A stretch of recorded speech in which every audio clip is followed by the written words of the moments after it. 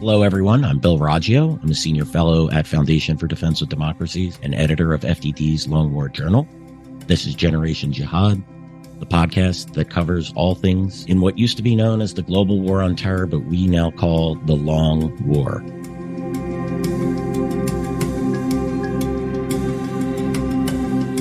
And today, my friend and colleague, Joe Trusman, who is a research analyst for FDD's Long War Journal. Joe and I, we're going to do what we've been doing for the last month and a half plus, which is talk the war in Gaza and all things surrounding it. Joe, welcome back to Generation Jihad. You are our most frequented guest. You're a regular. I appreciate it, Bill. Yeah, I cannot believe it. You said a month and a half. Right. I'm still just like, wow. Pretty crazy to me. So, but yeah, always happy to be here and talk everything about what's happening in the war and everything related to it, of course. So yeah, happy to be here. Yeah. And it's crazy, man. And how how the perceptions change quickly in a month and a half. You know, in the first week, it was the horror of Hamas's attack, deadly attack, where it invaded southern Israel from Gaza, kidnapped more than 250 people, murdered. I think the number now is over 1,200 Israelis. Right. And how, this quickly went from sympathy to Israel bad, Palestinians oppressed within a week. Right. I mean, that's about right. How quick it took the turn, how quick Hamas and other, malign actors in the region turned the narrative from Israel. Yeah. It was just so horrible. Like one of the worst things that's happened to Israel. I mean, what Hamas did and other Palestinian armed groups, what they did, previous Arab armies couldn't have done it, right? We could talk about previous wars against Israel by Syria and Egypt and so on, but it's a big deal. Within days, within a week, that sympathy turned to, I guess, anger, call it whatever, but gotta remember, all this happened because Hamas initiated this war, right? It wasn't Israel that first struck Gaza, it was Hamas. So, and the groups that are in Gaza, right, that are aligned with Hamas. So anyway, so yeah, it's quite strange. I mean, it's unfortunate, I think, but that's the way it is right now. But of course, we can delve into that a little later. It was quite expected. We know that there's a clock starts running as soon as the Israelis, go toe to toe with Hamas and company. And it's just frustrating in this covering this conflict. It's got to be, one thing I could say about Afghanistan, watching that all collapse, it was easy to predict. It was easy to judge the reaction. And, you certainly didn't have a lot of people coming out and say, well, that's great because the Taliban are nice and they're freedom fighters. You really had to be on the jihadist end of the spectrum to take that view. But how to watch how, the Hamas ideology, has penetrated the minds of, Americans, Westerners who really should know better is really, it's really disgraceful. It's just something that's horrific to watch. And, it makes fighting these types of wars for the U.S., for Israel, all the more difficult as we go forward. But, so Joe, let's jump right in. Let's, get a quick sit rep on the, fighting. First, we'll start in Gaza. Then you could turn to, what I'll call the north, right? The Lebanon and Syria. And I always forget, and I'm starting to not forget this anymore, is what's happening in the West Bank. I think they're the three fronts that Israel faces. One of them is really hot right now. That's obviously in Gaza, where Israeli forces have segmented the northern half of the Gaza Strip. So tell us what's happening now. Right. So just like I've been saying in the previous episode, so Israel right now is concentrated on Hamas in Gaza. That is their focus, right? So specifically the northern part of Gaza. So then they're moving south. So especially in Gaza City, all right. So and then over the last few days, there's been a lot of reporting about this hospital, Shifa hospital, and the Israelis have also said this, that Shifa, this hospital, is used by Hamas as a command center or a base. And this has been an open secret for a very long time. Doesn't just happen just now. Hamas has been using Shifa for many years. Okay, you can go back to before the 2014 Gaza war. There was talk about Shifa and how Hamas was using it as a base. So anyway, so yeah, so it's been a lot of talk about Shifa Hospital.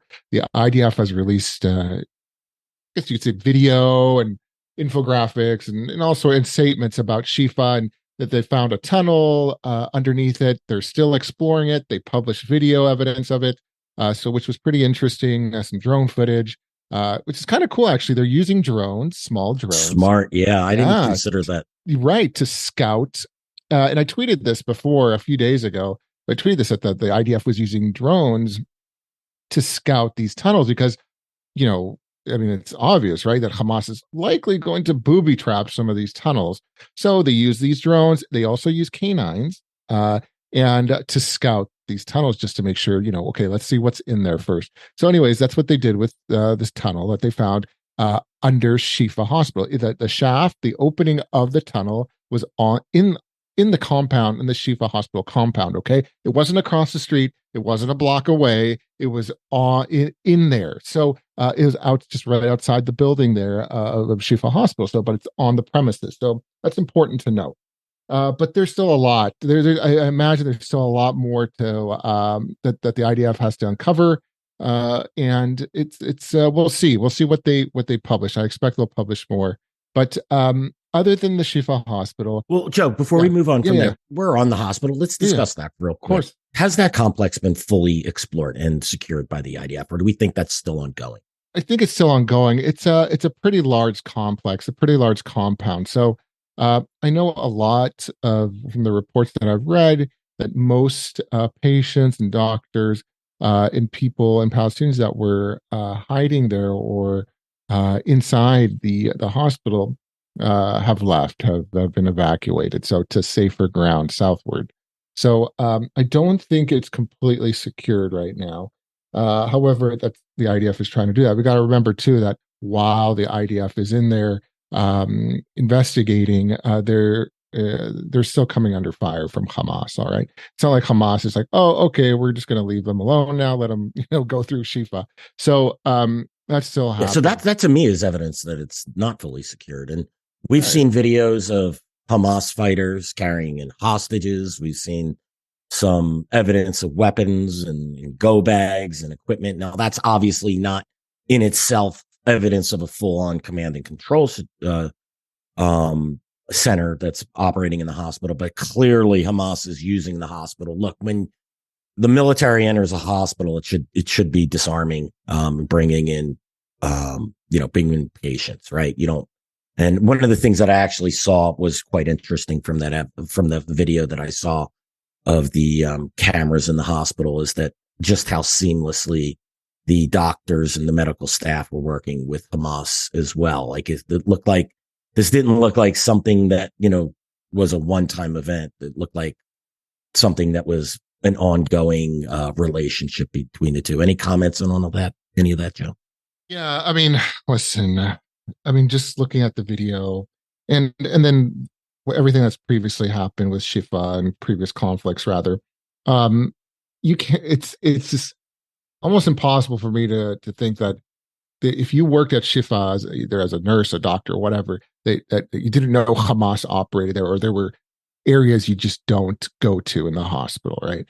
I'm sorry. So, and I'm not trying to blame the medical personnel at all here. I mean, They're listen, I mean, what do they assuming they're do? neutral, Right, they're in a difficult situation, right, right? I mean, right. but you certainly see a lot of videos coming out where they're just putting all the blame on the Israelis, to generate Yeah, anti-Israel coverage. So, we don't see medical personnel stepping up after the hospital has been, parts of the hospital have been cleared to Hamas saying, yeah, you know what they're actually doing, this is what they've actually done. Well, and I do get it. They have to live there once the right. Israelis leave, but it's such a difficult situation, the coverage of this, the propaganda that Hamas uses and others use against Israel in the case of hospitals and schools and others. And, yeah, just it's a really difficult situation for the Israelis and who are under pressure from the international press to release Oh information, yeah, now, and more and more and yeah, more. yeah. I mean, come on, this is a battlefield, right? It's an ongoing situation, and the IDF is going to publish information when they feel it's okay for them to do it, right? So, I mean, you got to remember too, there's intelligence that's involved here. So they're just, I can't imagine what else they have there. So, um, they want to publish, but they can't because of operational security or intelligence matters or whatever, right? So, um, and then as the longer this war goes on, right, and then the farther they move south, we'll start seeing a lot more evidence of Hamas and what they've been up to in Gaza and how they've used civilian infrastructure to basically shield their military operations. So I completely expect that. But yeah, it's been difficult for the IDF, but this is not new. This is not been difficult for Israel as far as the media, as far as international pressure, right, to publish information. This isn't new. They've been going through this for many years. So yeah, absolutely a tough situation. Yeah, and the press often seems all too willing to be, gullible dupes for this.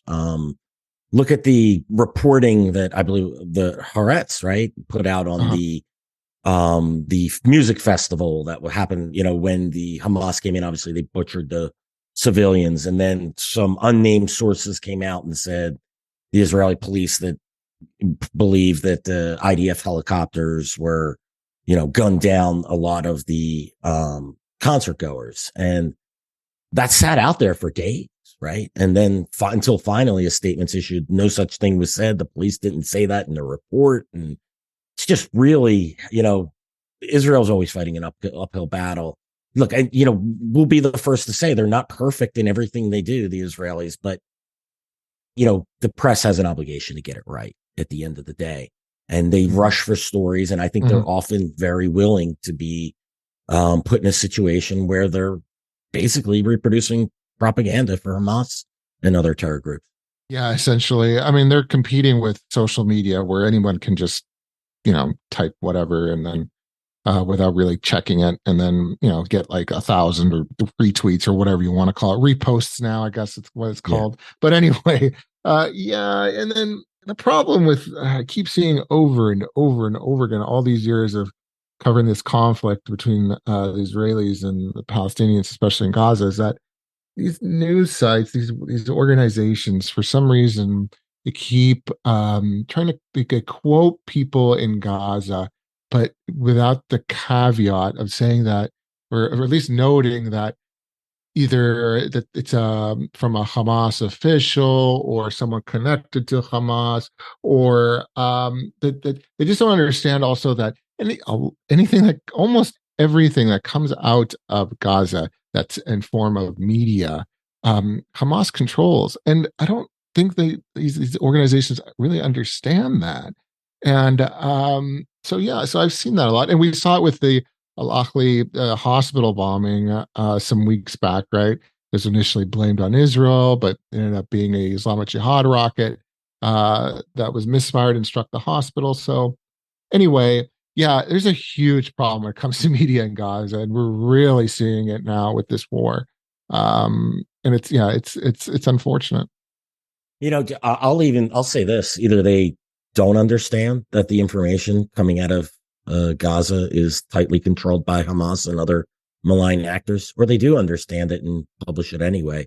I mean, if they don't understand by now, Mhm. um, then I'm just, I have a lot of questions about their ability to, conduct effective journalism and honest journalism. So, you know, we all deserve better, and they are professionals, and they need to do their best and not just fall for this. But all right, well, enough on the hospital. Let's move on. We could talk about this all day. Actually, just devote an episode on that.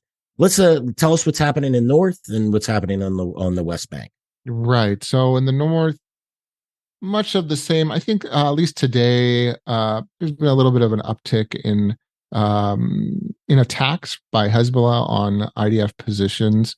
There's been some publications by Hezbollah showing in the last days of drones being fired against Israeli military positions and these heavy rockets called Burkan rockets that were targeted an IDF base earlier today, and that did some heavy damage.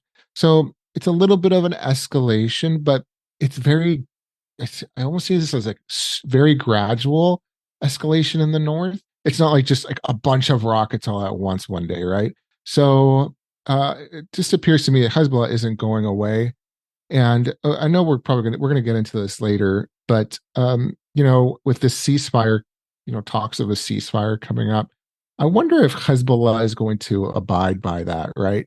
Will they also abide by a ceasefire between Israel and, let's say, the Palestinians and Hamas? I don't know. They may continue, but that's besides the point. So conflict is still going on in the north, still a little bit of the same, much of the same stuff, a little bit of an escalation. The West Bank last week, again, a little bit more violence than usual. Been 2.5 years now. Violence has been ongoing there, but a little more this last week. Hamas, Islamic Jihad have basically, well, rather, the IDF has gone into places like Jenin and the Balata camp and actually conducted drone strikes against Hamas, Islamic Jihad, and Al Aqsa Martyrs Brigades positions there. So that's notable. I mean, drone strikes aren't. They're not saying they're becoming routine in the West Bank, but there's more of them, and since, like, let's say July compared to before. So I think that's notable or something to mention. So, but it's not an open front right now. It hasn't like exploded, right? There's not another front that's open. So that's good. Again, Israel, like I was saying before, Israel is focused on Gaza, but managing the other fronts, right? It's managing Hezbollah. It's managing the groups in the West Bank. It's managing the Houthis, which we can talk about after. And then some of the stuff that's coming from Syria as far as the rockets and drones. Yeah. What do you think Israel's, particularly with Hezbollah and Lebanon, what do you think the red line is there for Israel to really take it to to Hezbollah and company? Right. So I've said it before, and I still stand by it, that at least for now, at this moment, that the IDF is in a defensive position in the north. So meaning that they're only responding to an imminent threat. Like, let's say they spot a Hezbollah team with guided with anti-tank rockets or something that they're about to fire. They're going to preemptively thwart it, or they strike after Hezbollah has attacked positions or cities or communities, Israeli communities in the north. So it's just basically tit for tat. That's what I'm seeing right now. However, I think eventually the Israelis' patience is going to wear thin, okay? And Israeli officials have hinted that, all right? So, if Hezbollah strikes deeper into Israel, or if they start hitting important targets or sensitive targets, I'd rather say, we'll see the Israelis do the same.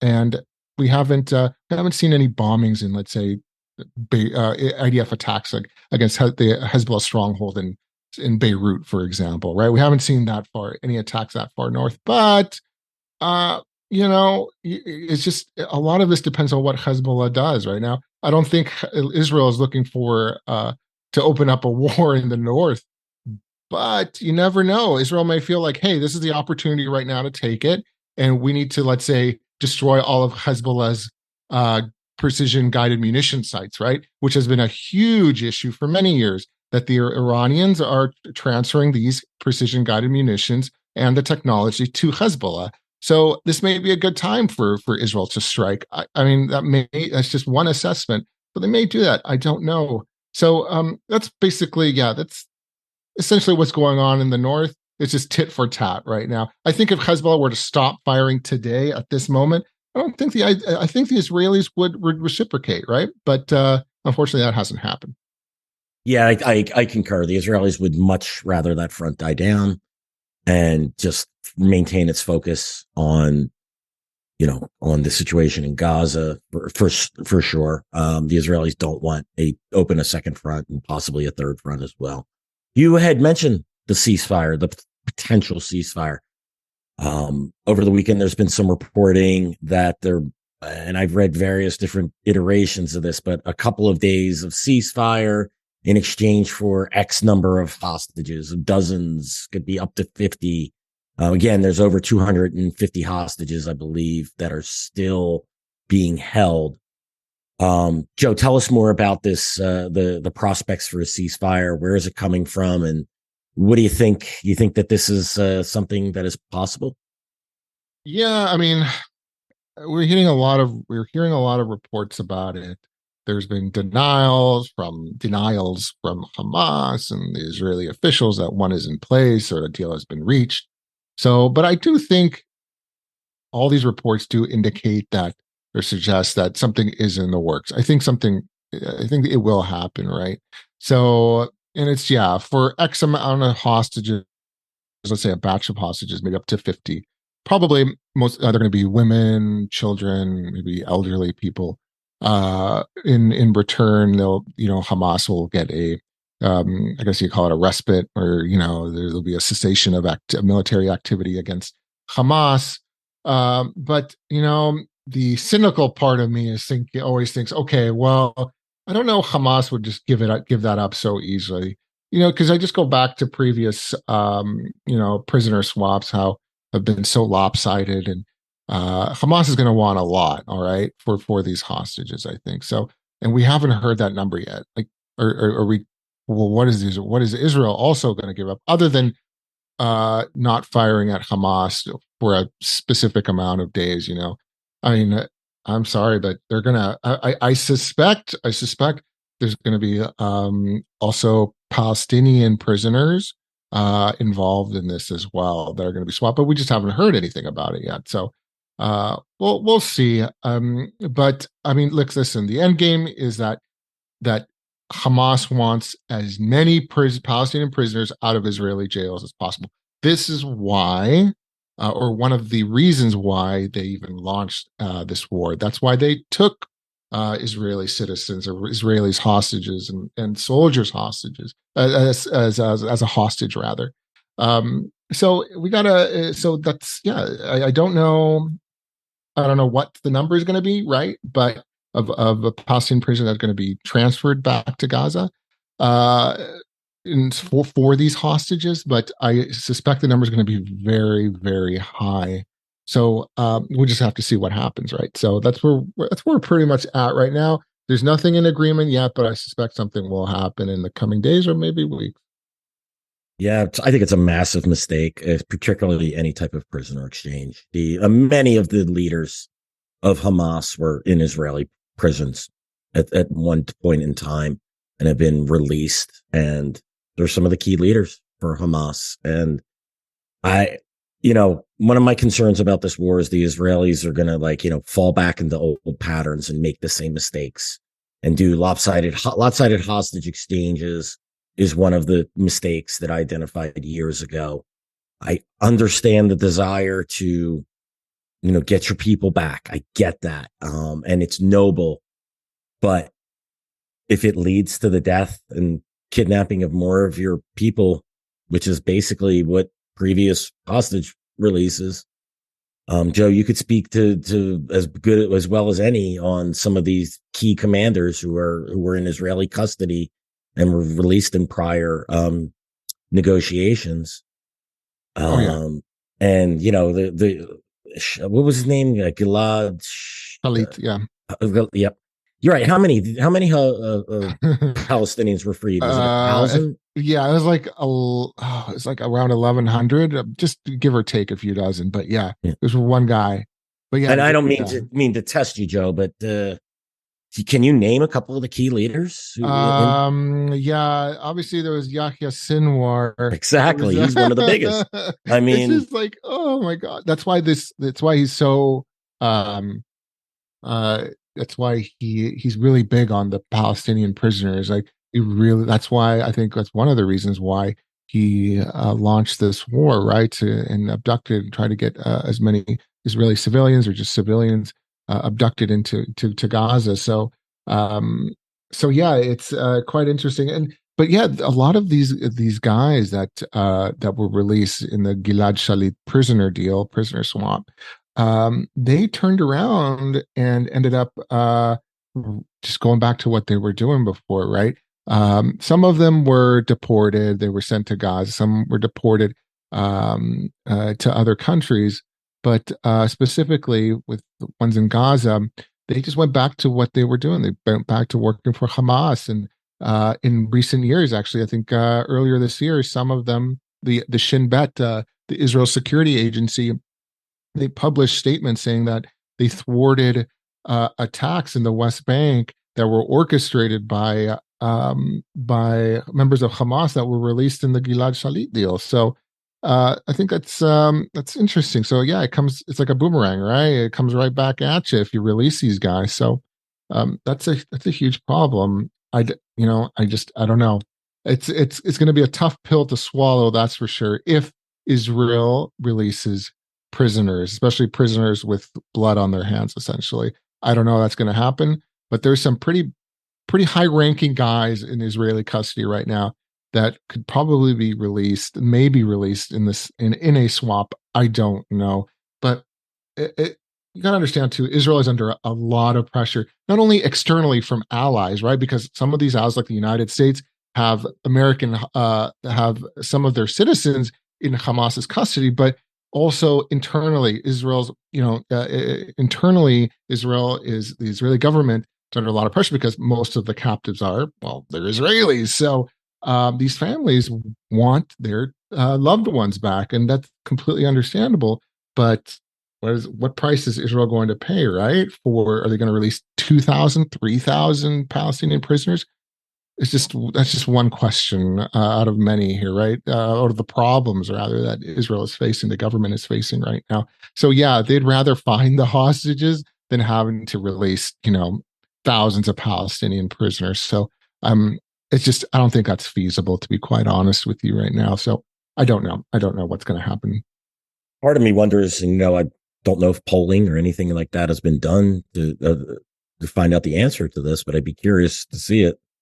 Is what does the average Israeli think about this after they've witnessed these lopsided prisoner exchanges? If my family members or friends were killed in this recent attack, I'd be vehemently opposed to releasing a single member of Hamas for all 250 hostages that are in custody, given what happened. So I'm wondering if there could be pressure on the Israeli government from the other side of this equation, right? Where people have said enough of these prisoner swaps. Let's just, do our business. So again, I don't know the answer to that, but it's just something that certainly I find intriguing. So Joe, let's take a look there over the weekend. Actually, let's go back to last week on November 14th. The Houthis, which is an Iranian-backed militia, the Houthis, formed on their own. They control half of Yemen, including the capital of Sana'a. The Iranians basically co-opted them, and they've become a key proxy. It's basically the only Iranian proxy that possesses its own ballistic missiles, cruise missiles, and things of that nature. So it has its own, strategic weapons. So on November 14th, they issued a threat. They put out this poster where they threatened international shipping and, basically said, we will attack your shipping. 2 days later, this International Maritime Commission issued a warning for all international ships traveling in the Red Sea and through the Bab al-Mandeb Strait, which is the gap between, or the strait between the Red Sea and the Gulf of Aden. About, I want to say, somewhere around 10% of the world's shipping moves through this strait. They said, move, be careful traveling, stay away from the coast, move through hastily, let us know where you are. So that was on November 16th. They put out that warning. And then yesterday, 3 days after that warning is issued, the Houthis hijack a ship, 25 people. I believe it's a Japanese owned ship, flagged in the Bahamas. The Houthis are claiming it was an Israeli ship or Israeli owned.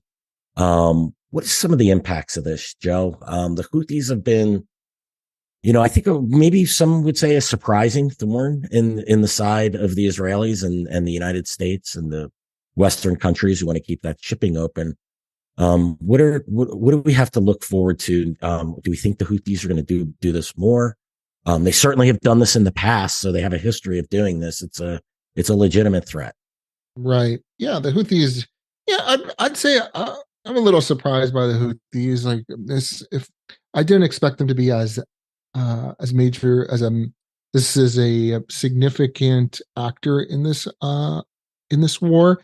I thought it would just be mostly Hezbollah, Palestinian armed groups, and obviously Israel. So it is interesting what they're doing, but yeah, we've had reports of drone attacks, ballistic missile attacks, and for the most part, at least from Yemen, the Israelis have been able to thwart these attacks. Right? They have their the Israelis have the missile defense system, the Arrow. They've been able to basically knock out these drones and these ballistic missiles. So they're doing their job there. So, but at the same time, the Houthis are kind of doing what we've seen before in this area in the Red Sea, where these ships will be hijacked or attacked, right, by either Iran or their proxies, especially or their clients like the Houthis. So the way I see it right now is regarding the Houthis is that they're just going for an easy target, right? So they're having difficulty actually scoring a hit on Israel on the territory of Israel. They've made claims that they have already several times, but I haven't seen enough open source evidence to confirm that. Okay, so what they're doing is they are going after targets that are just basically closer to them, right? In the Red Sea, and they're just like low hanging fruit. And that's just, I think, the best way to describe it. This ship that they hijacked is actually, it's not Israeli. There weren't Israelis on the ship, right? It wasn't an Israeli military ship or anything like that. It is owned, either fully or partially owned. I don't understand. I don't know the exact specifics, but of someone that is an Israeli businessman. All right, so that's why they attacked it. They're saying so then the way they see it, it's an Israeli ship. Okay, so yeah, it's an easy target for them, right? Since they haven't been able to successfully attack Israel, actually hit something important or anything really in Israel. I think they sent a drone some weeks back and it actually hit Egypt. So near near the border area there between Israel and Egypt. So anyway, so yeah, they're going after this low hanging fruit and they're making these threats.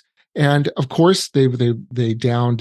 We talked about this, I believe, Bill. They downed an American drone, a Reaper drone. So yeah, and a lot of this is just propaganda too. They want the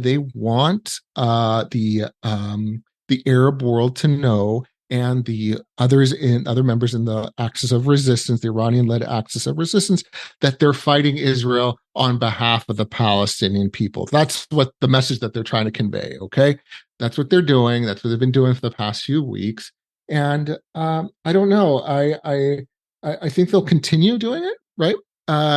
And continue to attack ships in the Red Sea. So we'll see. Well, I'm curious to see what the United States military will do, if they're going to send assets to the area or more assets to the area to try to rebuff the Houthis. I don't know. So we'll see. Maybe you know more about that, Bill.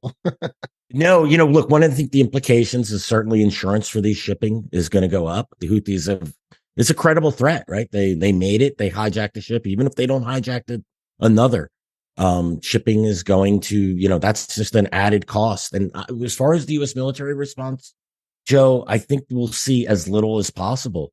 The Israelis aren't the only ones trying to keep a lid on a situation here. The U.S. has come under attack by the numerous militias in both Iraq and Syria. Scores of attacks. I don't even know what the number is now. It was 56 last week at some point.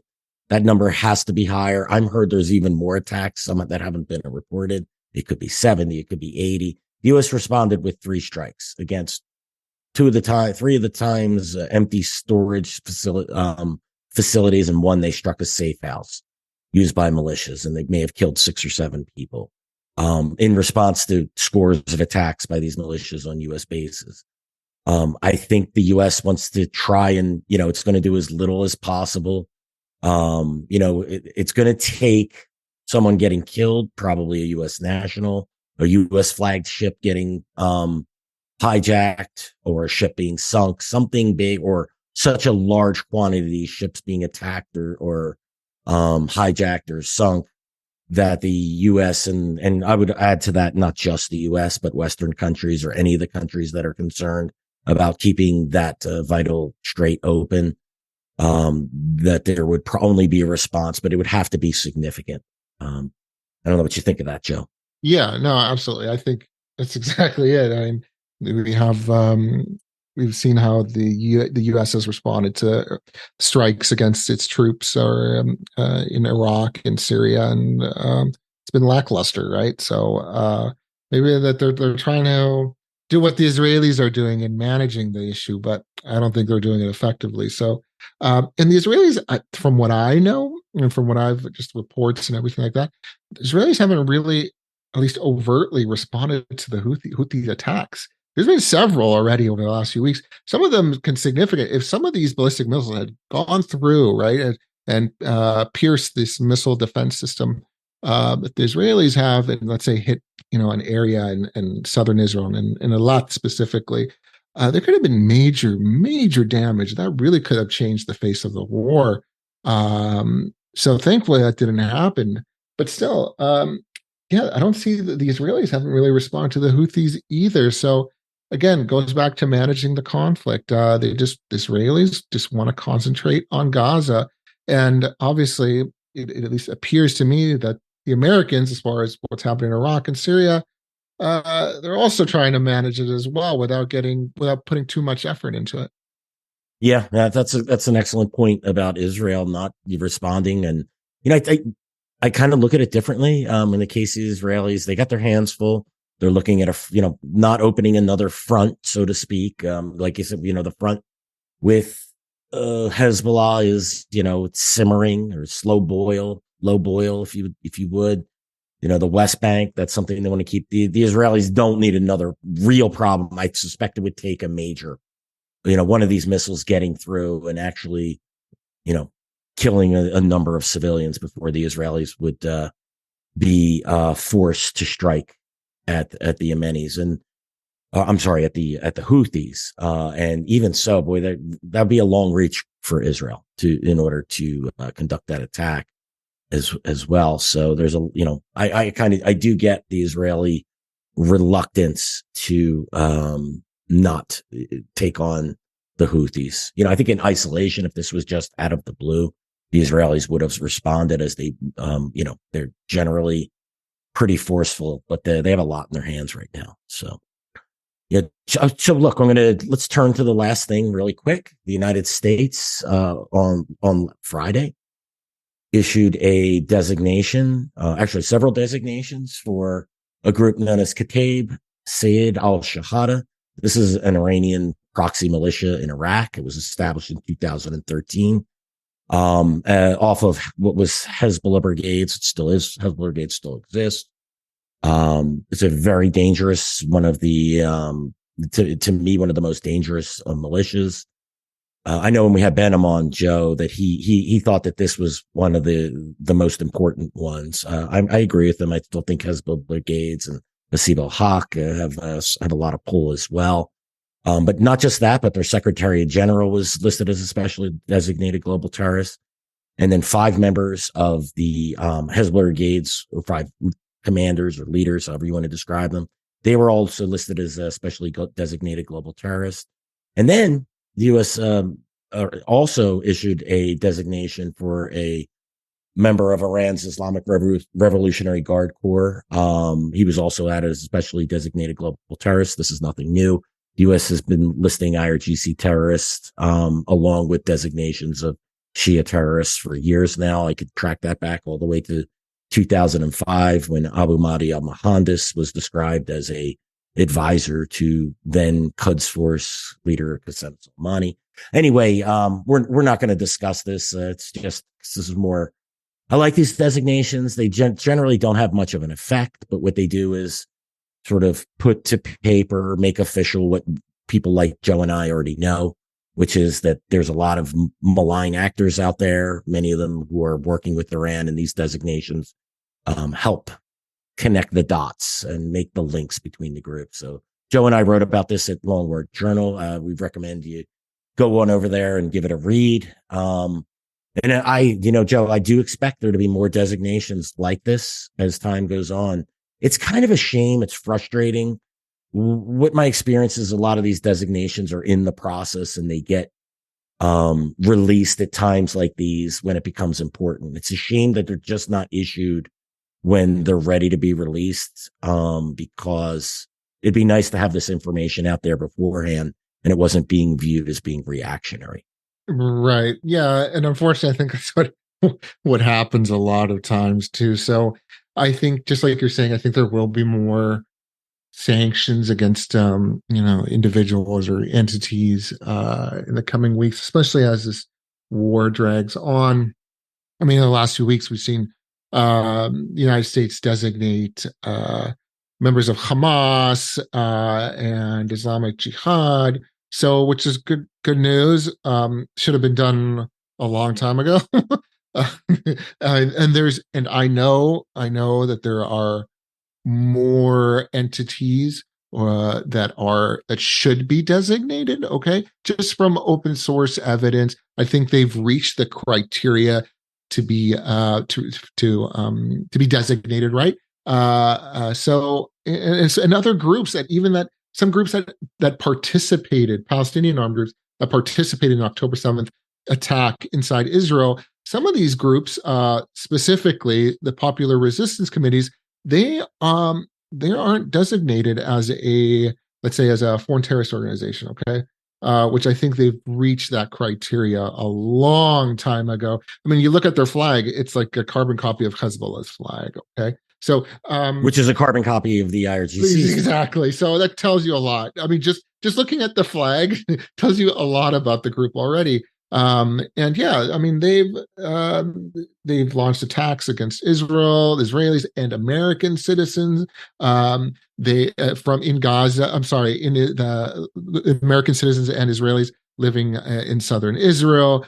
They've done all sorts of things and it's pretty surprising, to be honest with you, that they haven't been designated. So I am anticipating that if there is a time to do it, it will happen fully now, or within the next few months. I don't know. There's certainly plenty of open source evidence that the Treasury can look at, right, or OFAC can look at. So we'll see. But I think we'll see more of these sanctions coming down. But it's just like, well, why do you wait until all hell breaks loose to do it? Like, the evidence has always been there, right? I understand if it's like a new group nobody's ever heard of, and now the evidence is coming out. But all these guys that they've been sanctioned, yeah, we've known about, at least people that follow it closely, the subject closely, we've known about these people for a long time. But yeah, they just waited till now to do it. Yeah, I mean, Kativ said al-Shahada, right? Like, this is led by a guy named Abu Mustafa al-Shabani, who is a specially designated global terrorist and, involved in creating all of these militias. And he finally got his own group. And, it should have been done 4 years ago, right? And it is what it is. I don't want to be critical of the state and treasury departments for doing this. And there's a lot of reasons why these designations take time. It's just, when you read these designations, you can see that a lot of the concern is the current attacks against U.S. forces in Iraq and Syria. But the reality is these groups have been doing these type of attacks against U.S. forces for quite some time. This just didn't emerge out of the ether in the last couple of weeks. But again, I am thankful that they finally hit the list. It certainly helps us track these groups more closely and make the authoritative case of what we all know, that they're Iranian proxies and terrorist organizations that are targeting our interests. Joe, thanks for joining us for today's episode. We'll be back on soon, probably in 2 days, to talk more Gaza. I appreciate it, Bill. Always a pleasure to be here. Yeah, Joe, always a pleasure to have you on. Thanks, everyone, for joining us for today's episode of Generation Jihad. Just a reminder, follow us, subscribe to us on YouTube, Apple, Spotify, and others. Give us a review, positive, but only if we earned it. Thanks again for joining us today. We'll be back on real soon.